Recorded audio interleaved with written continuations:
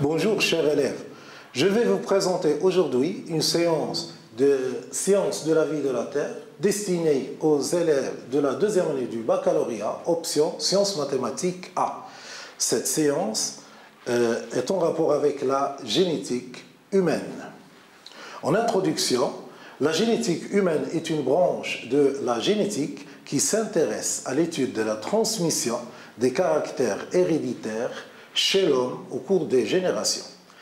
Cette étude rencontre plusieurs difficultés. On peut citer parmi ces difficultés, en effet, l'homme ne peut en aucun cas être sujet à l'expérimentation. La méthode des croisements dirigés est impossible chez l'homme. La faible fécondité, la longue durée de grossesse et de celle qui sépare les deux générations rendent impossible l'application des lois statistiques. D'autre part, le nombre élevé des chromosomes ainsi que le nombre élevé des combinaisons possibles entre ces chromosomes accentue ces difficultés. Donc les chercheurs, pour résoudre ces problèmes, les chercheurs se sont penchés sur l'étude des modalités de transmission des maladies héréditaires et des malformations pour accumuler des connaissances nécessaires sur les gènes qui en sont responsables, dont l'objectif est de mettre en place des mesures barrières de prévention. Les objectifs d'apprentissage visés, premièrement, l'appropriation des savoirs relatifs à la génétique humaine, le développement des habiletés du raisonnement scientifique, le développement des habiletés de la communication scientifique mobilisant toutes les formes d'expression, et en dernier lieu, le développement des attitudes scientifiques. Les objectifs cognitifs, c'est de connaître les méthodes et les moyens d'étude de transmission des caractères héréditaires chez l'homme, l'arbre généalogique, les karyotypes, l'électrophorèse, étudier les modalités de transmission de quelques maladies héréditaires liées et non liées au sexe à travers l'utilisation d'arbres généalogiques, de karyotypes et de techniques de détection des gènes. Étudier certaines anomalies chromosomiques tout en se basant sur les karyotypes et établir l'interprétation chromosomique convenable. Connaître les moyens de prévention prénatale et des anomalies chromosomiques. Méthode et techniques d'étude de la génétique humaine. Pour savoir si un caractère se maintient dans une famille, il faut étudier ce caractère sur plusieurs générations. Si le caractère persiste au cours des générations, on dit alors qu'il est héréditaire. Pour suivre la transmission d'un caractère ou d'une maladie héréditaire au cours des générations, au sein d'une même famille, on a recours à la réalisation d'un arbre généalogique. Donc, l'établissement d'un arbre généalogique est basé sur l'utilisation des formes géométriques, des lignes verticales et horizontales accompagnées de chiffres arabes et romains, ainsi que certaines formes et conventions signifiantes. Donc, par exemple, un carré, c'est un mâle, c'est-à-dire c'est un homme ou un garçon. Le cercle, c'est une femelle, ça peut être une femme ou bien une fille. Le fœtus, c'est par exemple un losange. Si le carré ou le cercle porte un point, ça veut dire que les individus sont sains mais porteurs de la maladie. Si on lit deux individus, mâle et femelle, ça veut dire par un trait horizontal, ça veut dire que c'est un mariage. Si on les lit par deux traits horizontaux, c'est un mariage consanguin. Pour les vrais jumeaux, on va utiliser cette forme. Les faux jumeaux, par contre, on peut utiliser un carré pour un mâle, un cercle pour une femelle. Les nombres ou les chiffres romains désignent les générations, alors que les chiffres arabes désignent les individus de chaque génération. Donc, en se basant, la consigne demandée ici, et en se basant sur les données des documents 1 et 2, donner une lecture du document 3. Donc, le document 3 montre un mariage à la première génération entre un mâle 1, c'est un homme, et une femme 2, qui vont donner dans la deuxième génération un certain nombre d'individus, 2 femelles. Le fait que la femelle soit colorée, ça veut dire qu'elle est atteinte de la maladie.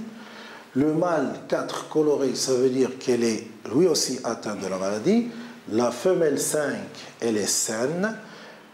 Pour les individus 2 et 3, ce sont de faux jumeaux, parce qu'ils ne sont pas liés par un trait. Le numéro 1, c'est un fœtus, il n'est pas encore né pour désigner son sexe.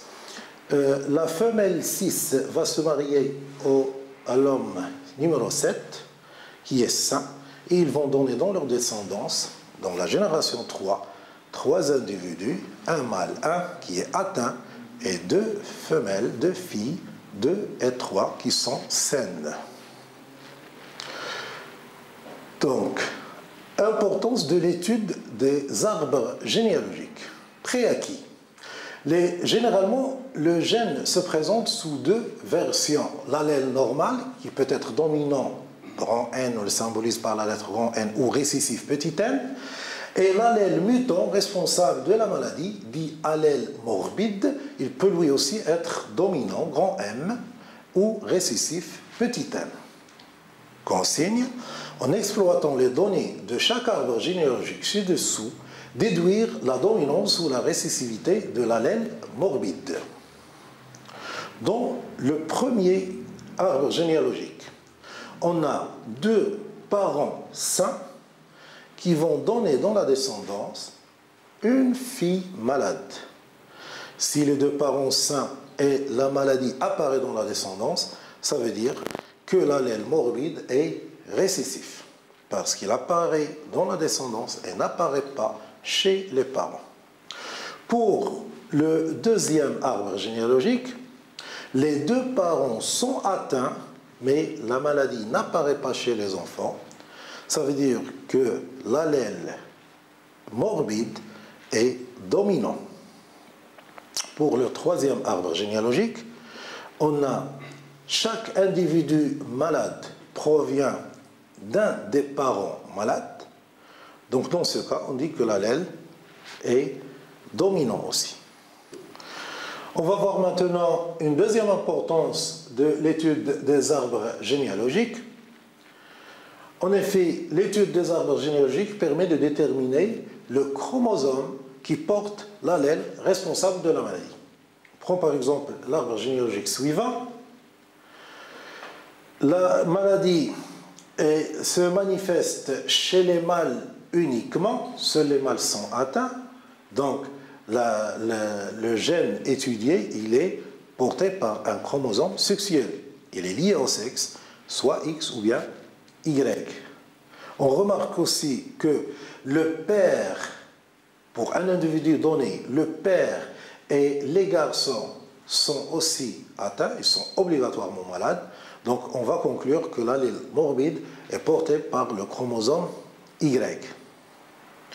Un autre cas, la maladie est manifestée chez les mâles uniquement, donc la maladie est liée au sexe. On remarque que le père ou l'un des garçons d'un individu malade, ils sont sains. Par exemple, l'individu 3 de la deuxième génération, il est malade, mais son père est sain. Donc, dans ce cas, le gène, l'allèle de la maladie ne peut pas être porté par Y, il est porté par le chromosome X. Un troisième cas, la maladie se manifeste chez les mâles et les femelles, donc la maladie est non liée au chromosome Y. La maladie touche essentiellement les femelles. Tout mâle malade est issu d'une mère malade et donne des filles malades, donc l'allèle morbide est porté par le chromosome X. Un quatrième arbre généalogique, dans ce cas, la maladie est manifestée chez les mâles et les femelles, donc la maladie elle est non liée au chromosome Y. Un enfant malade est issu d'un couple sain. Par exemple, le numéro 6, il provient d'un couple sain. Donc, l'allèle morbide est récessif. Une fille malade est issue d'un père sain. Donc, par exemple, la fille numéro 8 de la deuxième génération est issue d'un père sain. Donc, l'allèle ne peut pas être porté par X. Il est donc obligatoirement porté par un autosome. Cet arbre généalogique montre que la maladie est aussi manifestée chez les mâles et les femelles. Donc, la maladie, elle est non liée à Y. Tout sujet malade a l'un des parents qui est malade, donc l'allèle morbide est dominant. Un garçon malade est issu d'une mère saine, donc l'allèle morbide n'est pas porté par X, il est porté par un autosome.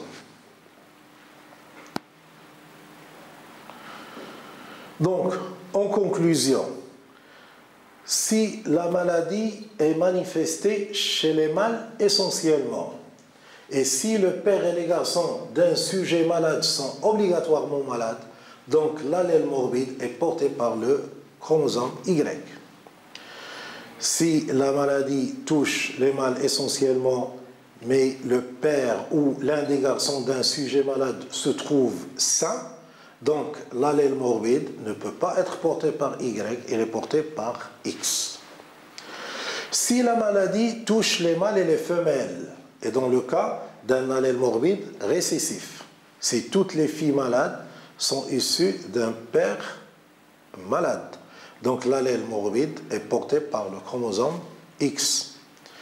Si une fille malade est issue d'un père sain, donc l'allèle morbide est porté par un autosome. D'autre part, si la maladie touche les mâles et les femelles, et dans le cas d'un allèle morbide dominant, si tous les garçons malades sont issus d'une mère malade, alors l'allèle morbide est porté par le chromosome X. Si un des garçons malades est issu d'une mère saine, donc l'allèle morbide est porté par un autosome.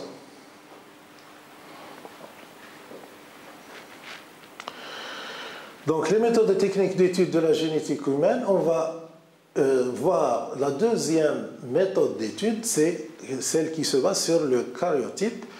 Représentation, le karyotype, c'est une représentation schématique simplifiée des paires de chromosomes d'une cellule. Ces chromosomes sont organisés selon leur taille, la disposition du centromère et sur les bandes colorées. Donc, on va voir les étapes de réalisation d'un karyotype. Donc, la réalisation d'un karyotype, ça commence par le prélèvement des cellules et stimulation de leur division en utilisant une substance, la phytohémagglutinine. Deuxièmement, les divisions ainsi amorcées sont bloquées par une autre substance qu'on appelle la colchicine, qui va stopper les divisions en métaphase. Les cellules ainsi sont placées dans un milieu hypotonique pour provoquer leur éclatement. Les chromosomes ainsi libérés sont posés sur une lame. Après fixation et coloration, on procède à l'observation au microscope. Et ainsi, on peut réaliser des photographies des chromosomes. Ces photos sont alors classées par paire selon la taille du chromosome, la position du centromère et on se base aussi sur les bandes colorées de chaque chromosome. Donc l'importance des karyotypes dans l'étude de la génétique humaine. Donc le document ci-dessous présente 3 karyotypes de 3 sujets différents. La consigne demandée est, en exploitant les données des 3 karyotypes, déduire l'importance de l'étude des karyotypes. Donc, premièrement, le karyotype 1 est un karyotype normal, alors que les karyotypes 2 et 3 sont anormaux. Si on observe attentivement, on va remarquer qu'au niveau du karyotype 2, il manque une portion, un fragment du chromosome 5. On parle d'une délétion du chromosome 5. Donc, dans ce cas, c'est une modification de la structure d'un chromosome. C'est une anomalie de structure. Pour le chromosome 3, pour le karyotype 3, on remarque au niveau de la paire 18, il n'y a pas de chromosome, mais on observe 3 chromosomes 18. Dans ce cas, il y a une anomalie de nombre des chromosomes. Donc le karyotype permet la détermination des anomalies de nombre ou de structure des chromosomes. On va voir maintenant une troisième technique d'étude de la génétique humaine, c'est l'électrophorèse. Donc, dans certains cas, l'arbre généalogique ne permet pas la détermination des porteurs sains. On a recours aux techniques d'analyse de l'ADN, exemple l'électrophorèse. Grâce à la technique de l'électrophorèse, il est possible de repérer la présence de l'allèle morbide chez un sujet et de préciser son génotype et son phénotype. L'électrophorèse est une technique de séparation des particules chargées électriquement par migration différentielle sous l'action d'un champ électrique. Principe de la migration, après dépôt des molécules chargées dans un puits 0, les molécules anioniques 1 migrent vers l'anode. Parce qu'ils sont chargés négativement, ils vont être attirés par le pôle positif.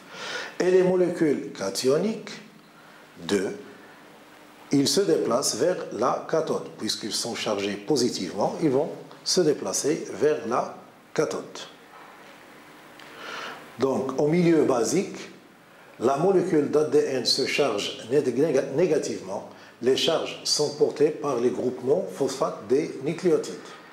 Après coupure par des enzymes de restriction des fragments d'ADN soumis à un champ électrique dans un gel d'agarose, ils migrent vers le pôle positif anode à une vitesse d'autant plus grande qu'ils sont de taille plus petite. Les dépôts des fragments de l'ADN sont effectués donc du côté de la cathode. On place dans l'un des puits de dépôt des fragments d'ADN de taille connue pour servir de marqueur. Des fragments d'ADN portant l'allèle normal et l'allèle muté. On place dans les autres puits les fragments d'ADN des sujets différents pour mettre en évidence les allèles que porte chaque sujet dans son génotype. Donc on ajoute dans les dépôts un colorant qui se fixe spécifiquement aux ADN et qui permet une fluorescence lorsqu'on éclaire avec des rayons ultraviolets. Donc les témoins sont posés dans ces puits, ils vont migrer, donc ce qui permet la séparation de l'allèle normal et l'allèle morbide. Et si on pose dans les puits S1, S2, S3, on va mettre l'ADN des personnes à tester. Cet ADN va migrer selon sa taille avec une vitesse qui correspond, qui va le permettre de le mettre soit au niveau de l'allèle morbide, soit au niveau de l'allèle normal. Importance de l'électrophorèse. Consigne. En vous basant sur le résultat de l'électrophorèse ci-dessous et sachant que la maladie étudiée n'est pas liée au sexe et que l'allèle morbide est récessif, petit m, tandis que l'allèle normal est dominant grand N, justifiez le phénotype sain des sujets 1 et 3 et le phénotype malade des sujets 2. Donc le résultat de l'électrophorèse de l'ADN du sujet 1 montre une bande sombre sur la ligne correspondante à la migration de l'allèle normal.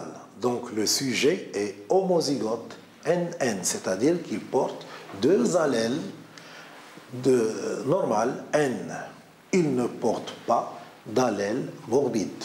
Sa place reste vide. Pour les résultats de l'électrophorèse de l'ADN du sujet 2, une bande sombre apparaît sur la ligne correspondante à la migration de l'allèle morbide. Ce sujet est homozygote, petit m, son phénotype est malade.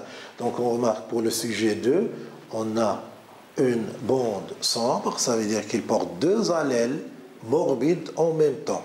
C'est pour cela que la couleur apparaît plus sombre. Il n'a pas d'allèle normal, sa position reste vide. Pour les résultats de l'électrophorèse de l'ADN du sujet 3, montre une bande claire sur la ligne correspondante à la migration de l'allèle normal et une autre bande claire sur la ligne correspondant à la migration de l'allèle morbide. Donc cet individu, elle est hétérozygote de phénotype sain parce que grand N, petit m, grand N, normal et dominant. Donc il a deux allèles normales, il est hétérozygote. Maintenant, on va passer au bilan de cette séquence. Donc, il est difficile, voire impossible, d'appliquer les lois statistiques de la transmission des caractères héréditaires pour étudier la génétique humaine. La génétique humaine explique essentiellement les modalités de la transmission des maladies héréditaires et des malformations dues aux anomalies chromosomiques. Parmi les moyens et techniques utilisés pour la génétique humaine, on cite l'arbre généalogique qui permet la détermination du mode de transmission des maladies héréditaires et l'estimation du risque de naissance atteinte d'une maladie. Le karyotype, il permet la détermination des anomalies de nombre ou de structure des chromosomes. Le karyotype, l'électrophorèse, elle permet la détermination des porteurs sains, la précision des génotypes et la prévision des phénotypes des fœtus. Cette séance touche à sa fin. Je vous donne rendez-vous à la prochaine séance pour l'étude des modalités de transmission de quelques maladies héréditaires non liées au sexe. Je vous remercie pour votre attention.